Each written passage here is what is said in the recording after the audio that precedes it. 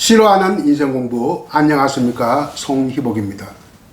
오늘은 특별한 시 한 편을 제가 들고 왔습니다. 잘 알려지지 않는 시인 설주, 잘 알려지지 않은 시, 그것도 한시입니다. 화정백설비생입니다. 그러면 먼저 이 시를 들어보시겠습니다. 화증백설비생 설죽. 제 모습은 시드는 연꽃 같고요. 그대의 마음은 흐르는 물결 같아요. 흘러가는 물결은 곧 사라지지만 떨어진 연꽃 향기는 그대로예요. 잘 들어보셨습니까? 시인은 설죽이고요. 아주 천한 신분이었습니다. 여종으로 태어나서 자라서 뒤에는 기생으로 살았던 사람.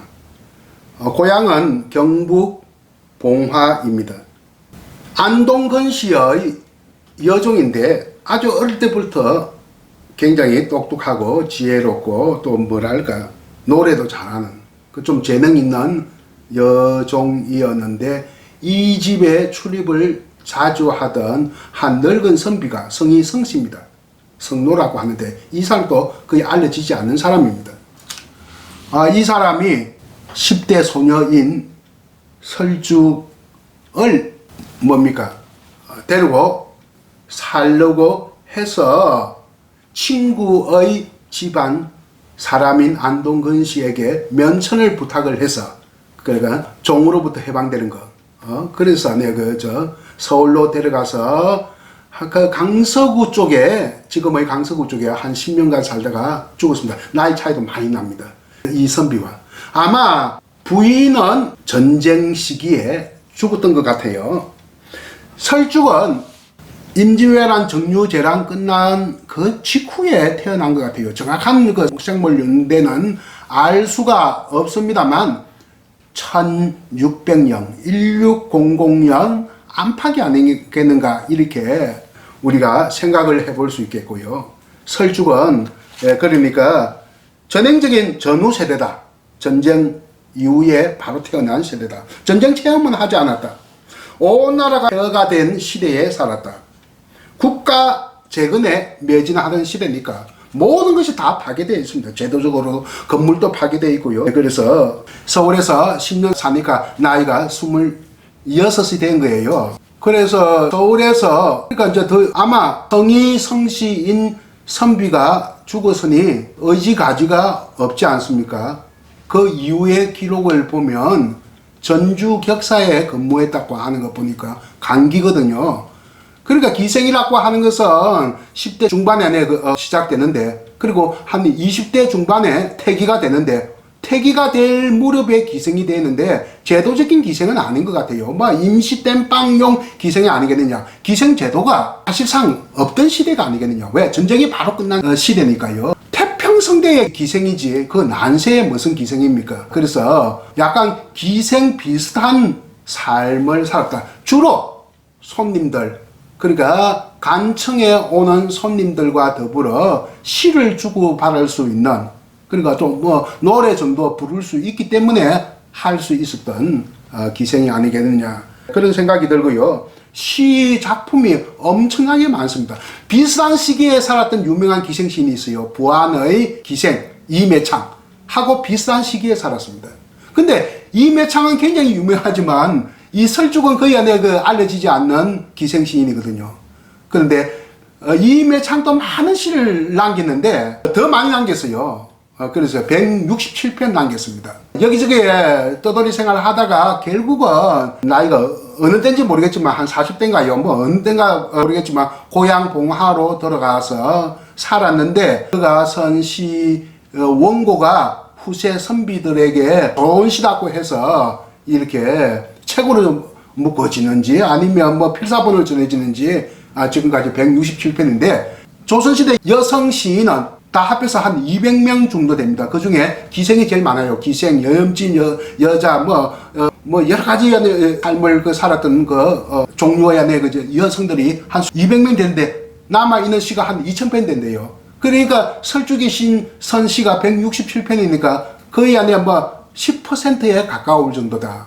최고의 시인은 황질인데 황질이는 시조와 한시 합해서 10편 남짓합니다. 그 시대적으로 가장 앞섰고요. 그러니까 최고가 된 거예요. 그런데 얼마나 많은 시를 남겼습니까?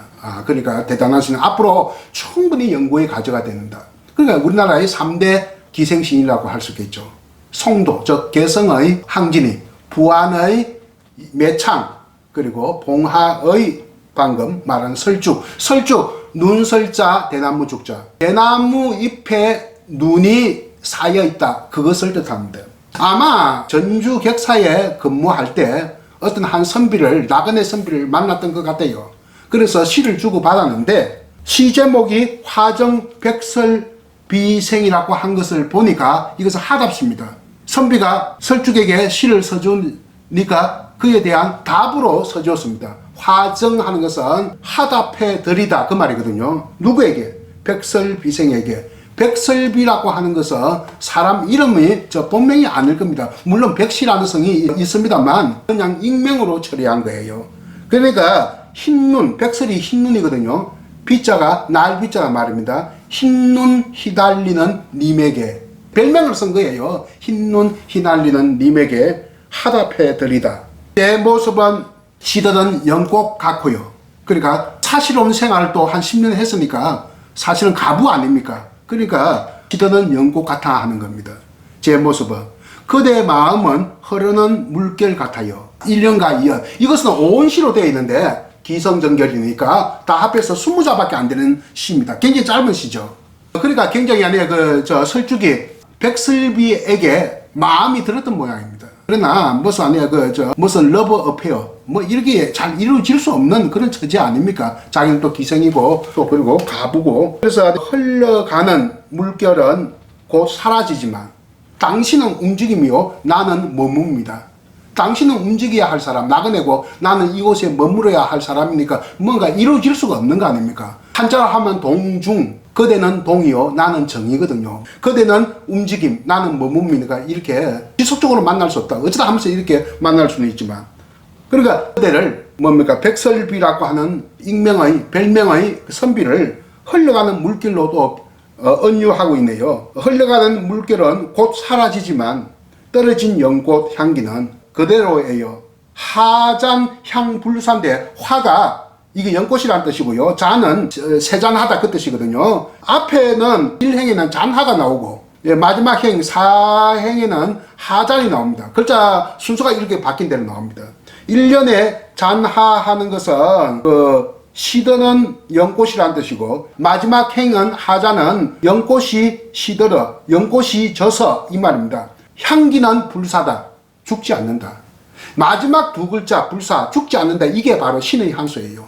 이 시 최고의 우점이라고 할 수 있겠는데 떨어진 향기는 그대로란 말 죽지 않아요. 이보다는 그대로다. 향기가 한번 남으면 그래도 향기는 당분간 그대로 남아있다.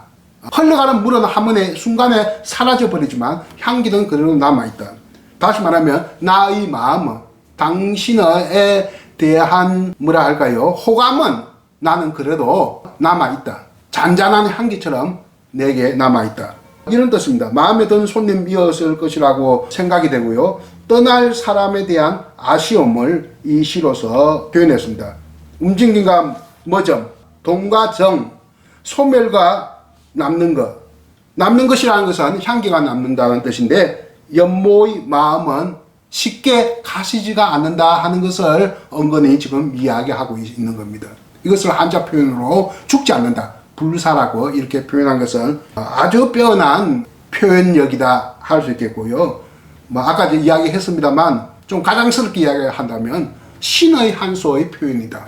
앞으로 설죽에 대한 문학적 재평가 재조명은 활발하게 이루어질 것인데 이것은 바로 지방자치단체에서 해야 됩니다. 그런 어떤 아쉬움이 있고요. 앞으로 설죽이 어떻게 재조명되고 재평가되는가 하는 것을 우리가 좀 지켜봤으면 좋겠습니다. 오늘 시, 잘 알려지지 않는 시, 잘 알려지지 않았던 시인에 대해서 공부를 하면서 오늘 강의를 여기서 마칠까 합니다. 안녕히 계십시오.